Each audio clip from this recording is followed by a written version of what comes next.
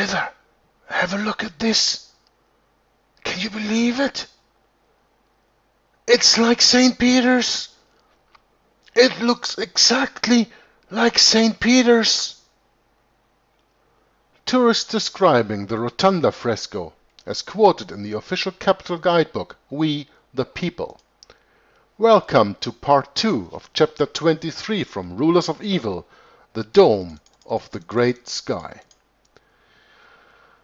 Beneath all this celestial revelry, Brumidi painted more Roman gods mingling with American mortals. Here is Vulcan, the god of fire and craftsmanship, planting his foot on a cannon, while his workers prepare munitions and weapons of death and destruction. And over here Neptune rises with his trident from the sea in a horse-drawn scallop-shell chariot.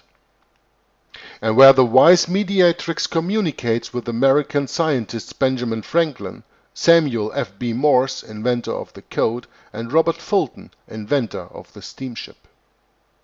And here the goddess immaculately conceived, the dreadnought Mary. Wearing the pentagrams and eagle headdress of Thomas Crawford's statue atop the dome's exterior, she mobilizes her sword and shield against a pack of fleeing sinners labeled tyranny and kingly power. Also a picture, by the way, of the cover of Rulers of Evil. Jupiter's mascot, the Roman eagle, glides just behind her, clutching a bunch of thunderbolts in his talons. Innocent in her flowing scarlet cape, the goddess is situated exactly beneath the deified George Washington, coming between him and the embattled viewing public gazing up from ground level.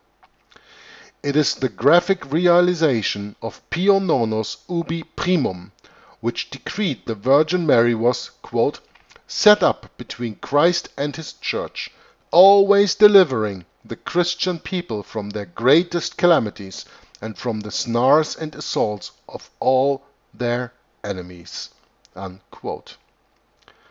The eagle gliding behind Mary explains the otherwise inscrutable seal of the United States Justice Department, which contains a wing-spread eagle surrounded by the motto Qui pro domina justitia sequitur, which stands for He who follows the goddess justice.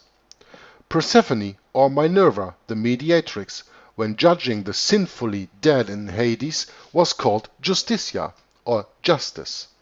The He of the Justice Department's motto identifies the eagle, symbol of Rome.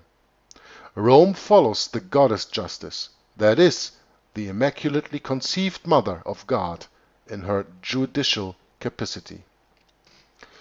Rainbow sweeps across the lower quadrant of the dome of the sky from Benjamin Franklin to a young boy wearing a Smurf cap and a toga. The boy attends a goddess who reclines on a large horse-drawn reaper. She's Persephone's mother Ceres, who was reconsecrated by early missionary adoption as Anna, mother of the Virgin Mary. The golden boy is officially designated Young America. Although Brumidi has hidden the boy's face from us, he deserves our careful scrutiny for one very important reason. Bearing the name America, he is the only element in the sacred national iconography that defines the character of the American person as perceived by government. Young American Smurf cap is a style of headgear known as the Phrygian cape. Phrygia was a district of the kingdom of Pergamum. We remember Pergamum. It was the middle point in the transfer of Babylonian religion westward to Rome. Phrygia is a Greek word meaning freeman. Our English word free comes from the first syllable phry, P-H-R-Y. Phrygian caps, Phrygian caps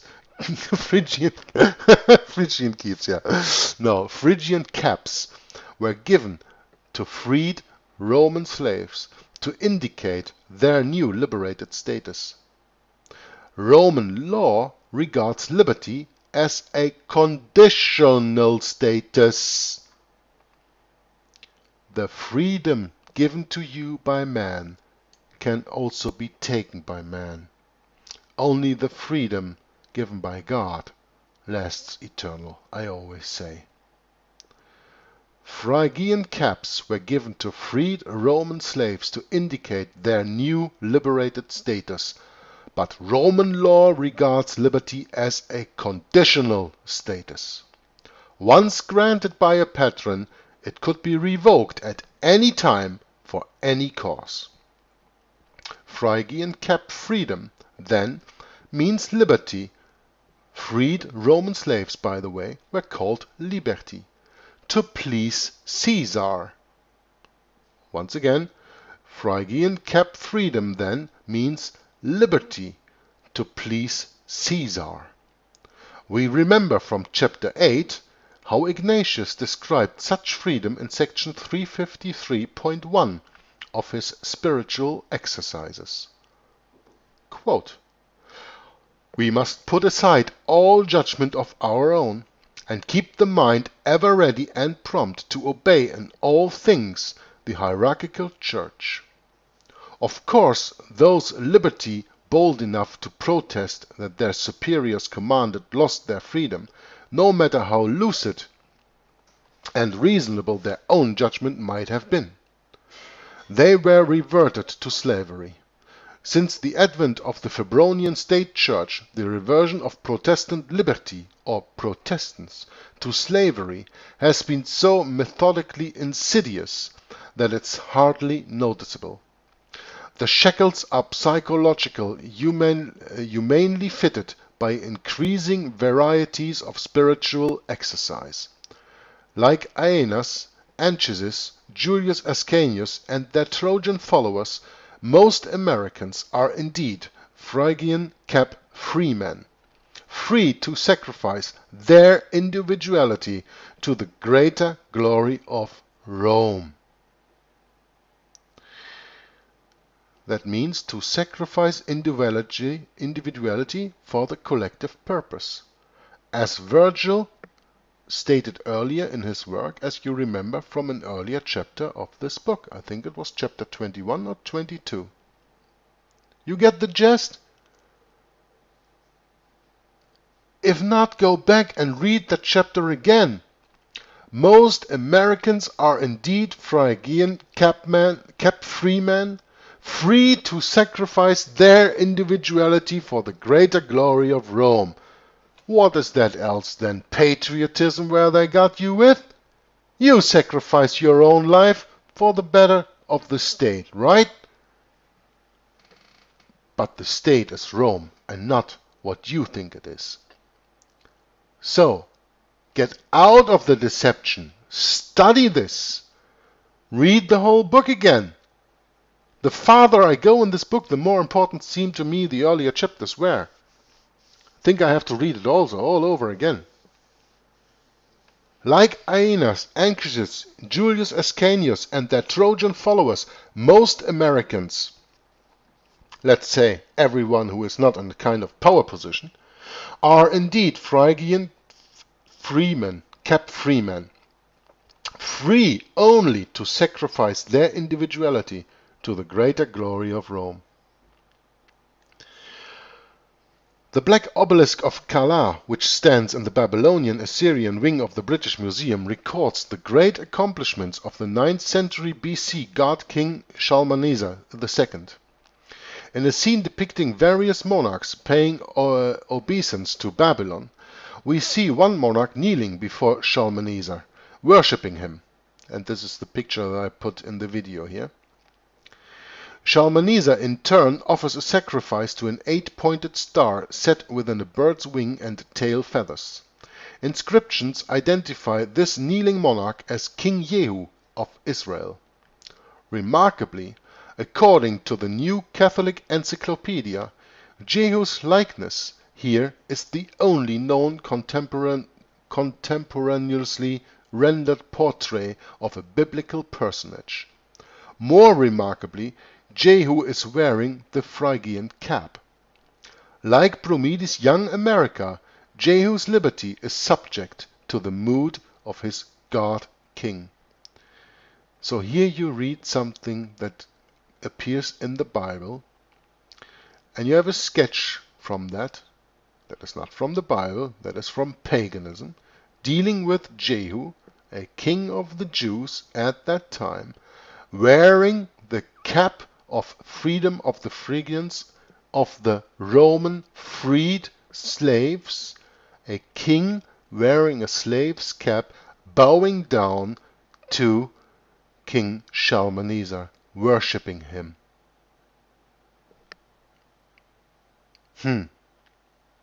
So the Jews were not only worshipping God, no, they always fell off that belief and worshipped sun worship and other men, like in this sketch, whatever you want to call it, this picture that I put up here of the freedom cap. See for yourself. Falling from the belief of God, the God of the Bible, and you will be punished. Oh, and the Jews got punished in Babylon and beyond for that. The Bible confirms the testimony of the black obelisk. At 2 Kings 10 verse 31 we read, quote, Jehu took no heed to walk in the law of the Lord God of Israel with all his heart. Unquote. Scripture further tells us that Jehu worshipped the golden calf, a sacred Babylonian icon made fashionable in 10th century BC Israel by Jehu's predecessor, Jeroboam. Jeroboam renounced, quote, the law of the Lord God of Israel, unquote, and instituted democracy. Democracy opened the Israelite priesthood, originally appointed by Yahweh exclusively to the family of Levi, to all applicants. Oh, ho, ho, ho, ho. What is this? Isn't that something that you can compare with religious freedom in 1776 in the United States of America? Democracy opened the Israelite priesthood originally appointed by Yahweh exclusively to the family of Levi to all applicants.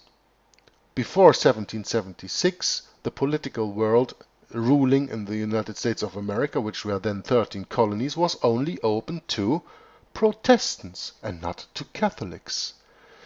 So, with religious freedom and the founding of the nation-state of 1776, the United States of America, religious freedom opened the door for Catholics, and here in the Bible history we read that the democracy opened the Israelite priesthood originally appointed by Yahweh exclusively to the family of Levi to all applicants. It's another way to sail around the law of God, something Rome is very, very good in. Consequently, Yahweh's priesthood was infiltrated by non-believers and foreign sympathizers. They prepared the way for Jehu to make of himself a Phrygian freeman, obligated to conquer with obedience of the understanding in all things which his superior Shalmaneser II commanded, exactly as the black obelisk explains in lucid visual terms. As a direct result of Jehu's departure from the God of Israel, the Israelite nation began falling apart. It was ultimately destroyed by Caesarian Rome, the legitimate heir to Shalmaneser's Babylonian authority, as it passed down through Pergamum. When was it ultimately destroyed? The Israel of God of the Bible, ultimately destroyed by Caesarian Rome in 70 AD, exactly as Jesus predicted in Matthew 24. And there will be no stone left upon another for the destroying of the temple and the destroying of the city. 70 weeks are determined on thy people and on thy holy city Jerusalem, to make an end of discretion. 70 weeks, 490 years, and then it's over. It's over. You are no longer the exclusive recipients of God's law. but it will be brought to the Gentiles afterwards. It was ultimately destroyed by Caesarian Rome, the legitimate heir to Shalmaneser's Babylonian authority, because Rome is the heir of Babylon. Rome is the modern Babylon. Rome and Babylon are the same. Go to Alexander Hislop's The Two Babylons, and you understand why. Well, the author continues, running throughout this cosmic battle of the face is a highly refined Kabbalah involving the concept of golden calf. The word calf in Hebrew, the language of Jehu and Jeroboam, is I can't read that word here in Hebrew written, pronounced eagle. Aha! Running throughout this cosmic battle of the face is a highly refined Kabbalah involving the concept of golden calf. The word calf in Hebrew, the language of Jehu and Jeroboam, is pronounced eagle. Whereas Jehu gave his people Shalmaneser's golden eagle to worship, the church militant has trained the American public to worship Rome's golden eagle, which surmounts every flagpole. Could it be that if we show respect, affection, or loyalty toward the national eagle, we create the presumption of worshipping the golden calf, and so alienate ourselves from the God of the Bible, and in the vacuum find ourselves under the rule of the church militant? Well, think about it. Could it really be that we are all duped into doing things in a way that means something totally different to the all-knowing God, and He will pour out His wrath on our ignorance because we just didn't bother to study those facts available? Well, a lot of people say that God will not punish the ignorant, and I'm quite sure that He won't. But on the other hand, this is already more than ignorance, not to read the signs, not here and there to read a book and question everything. The reason why I am here today and sitting this and reading this book is because I question everything. I didn't used to. Oh, I was gullible. I have to admit that. But I'm not so much anymore. And I'm glad I'm not. And now reading this book really opens my eyes. And while we think it is nothing to, show respect, affection, or loyalty toward the national eagle, that actually stands for a golden calf, and we all know what happened to the golden calf when Moses came down Mount Sinai with the 10 Commandments in his hand, and what happened to the golden calf they built at that time.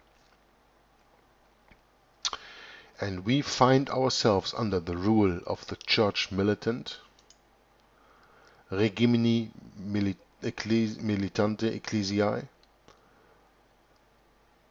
the Society of Jesus, the Jesuits. We alienate ourselves from God of the Bible, and in the vacuum that we've alienated ourselves from the God from the Bible of, we find ourselves under the rule of the Jesuits. On the bottom of page 260, the author continues, according to J.C. Judson, in his biography of the signers of the Declaration of Independence, as General Washington was planning his famous expedition against Cornwallis at Yorktown, quote, the army was destitute, the government treasury was empty, her credit shivering in the wind, unquote. Suddenly, a miracle in the annals of philanthropy occurred.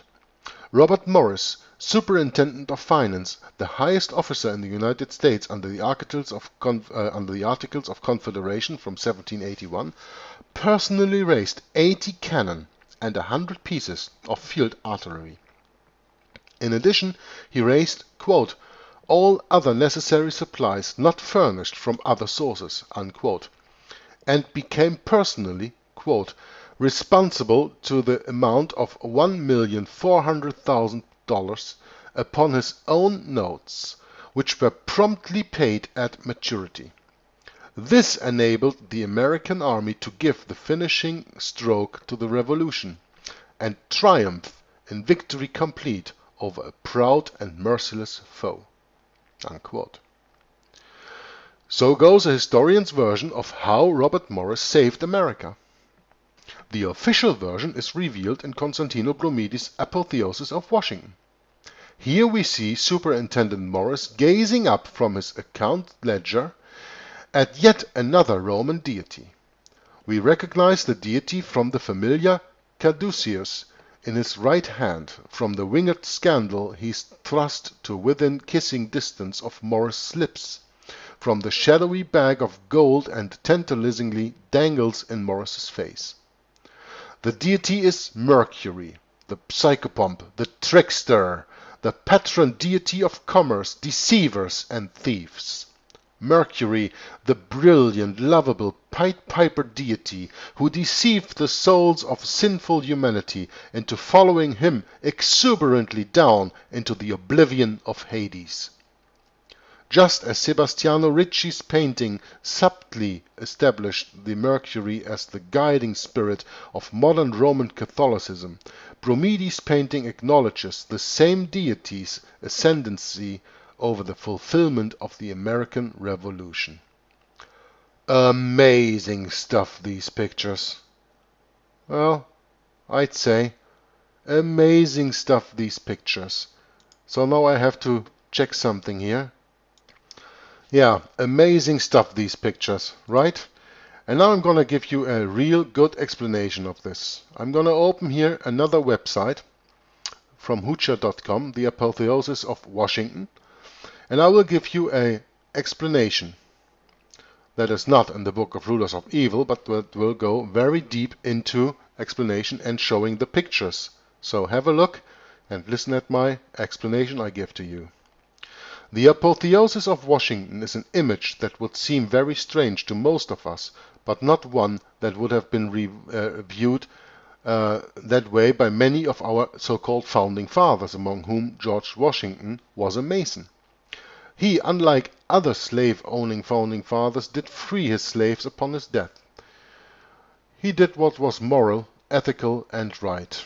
Well, yeah, I don't agree with that writing here, but here comes the first picture, the Apotheosis of Washington, as seen looking up from the Capitol Rotunda. The Apotheosis of Washington is the very large fresco painted by Italian artist Constantino Bromidi in 1865 and visible through the oculus of the dome in the rotunda of the United States Capitol building. The fresco is suspended 180 feet above the rotunda floor and covers an area of 4,664 square feet. The figures painted are up to 15 feet tall and are visible from the floor below. The dome was completed in 1863 and Bromidi painted it over the course of 11 months at the end of the Civil War. He was paid $40,000, which is almost $600,000 in 2008 worth of dollars for the fresco, fiat money, yeah. Bromidi had worked for 3 years in the Vatican under Pope Gregory XVI and served several aristocrats as an artist for palaces and villas, including the Prince Torlonia. He immigrated to the United States in 1852 and spent much of his last 25 years of his life working in the capital. In addition to the Apotheosis of Washington, he designed also the Bromidi corridors. The Apotheosis of Washington depicts George Washington ascending to the heavens. Apotheosis stands for the elevation or exaltation of a person to the rank of a god. Deification, right? Washington, the first U.S. President and Commander-in-Chief of the Continental Army during the American Revolutionary War, is allegorically represented, surrounded by figures from classical mythology. Washington is draped in purple, a royal color, with a rainbow arch at his feet, flanked by the goddess Victory, draped in green, using a horn, to his left, and the goddess Liberty to his right. Liberty wears a red cap, symbolizing emancipation from a Roman tradition where sons leaving the home would be given a red cap. She holds a fasce in her right hand and an open book in the other. Forming a circle between Liberty and Victoria are 13 maidens, each with a star above their head, a pentagram, representing the original 13 colonies. Several of the maidens, or goddesses I call them, have their backs turned to Washington, said to represent the colonies that had seceded from the Union at the time of the painting. Surrounding Washington, the 2 goddesses and the 13 maidens are 6 scenes lining the perimeter, each representing a national concept allegorically. From directly below Washington in the center and moving clockwise, we see war, science, marine, commerce, mechanics, and agriculture. Now I'm going to explain to you the picture of war, as you can see here in the video. Freedom, also known as Columbia, is directly below Washington in the personification of war. The scene depicts a woman fighting for liberty with a raised sword, a cape, and a helmet and a shield, in the colors of the American flag, trampling figures representing tyranny and kingly power. To Freedom's left, assisting her, is a fierce bald eagle.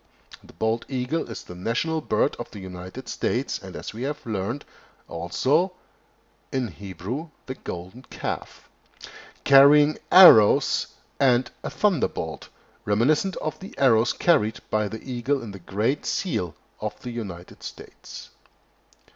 The next picture that we see is called Science. Minerva, the Roman goddess of crafts and wisdom, is portrayed with helmet and a spear pointing to an electrical generator creating power stored in batteries next to a printing press, representing great American inventions. American scientists and inventors Benjamin Franklin, Samuel F. B. Morse, and Robert Fulton watch. In the left part of the scene, a teacher demonstrates the use of dividers. The next picture we see is called Marine, and this scene shows Neptune, the Roman sea god, with trident and crown of seaweed riding in a shell chariot drawn by seahorses. Venus, the goddess of love born from the sea, is depicted helping to lay the transatlantic telegraph cable which ran from America to the telegraph field in Ireland. In the background is an ironclad warship with smokestacks. Next picture coming up is called Commerce. Mercury, god of commerce, with his winged petastos and sandals and the caduceus, is depicted giving a bag of gold to American Revolutionary War financier Robert Morris. To the left, men move a box on a dolly. On the right, the anchor and sailors lead into Marine. The next picture is called Agriculture. Ceres, the goddess of agriculture, is shown with a wreath of wheat and cornucopia, symbol of plenty, while sitting on a McCormick mechanical reaper. The personification of young America in a liberty cap holds the reins of the horses, while the goddess Flora gathers flowers in the foreground.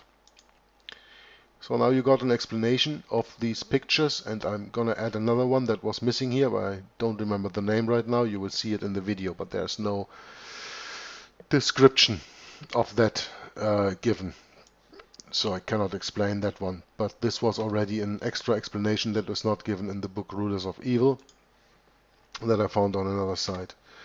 But you see now, this is really amazing stuff, these pictures. And what these pictures tell, they all tell you a story. You know, they all tell you a story. Like so many of the testimonies presented in this book, the supremacy of the church militant, the publication of Sun Tzuan's strategies in a Western language, the names, the numbers, the dates, the locus and layout of the federal city, the architecture, the statuary, the monuments, the emblems, the frescoes, the ceremonies, they come not from the trickster's victims, but from the trickster himself. Mercury? Satan. It's as if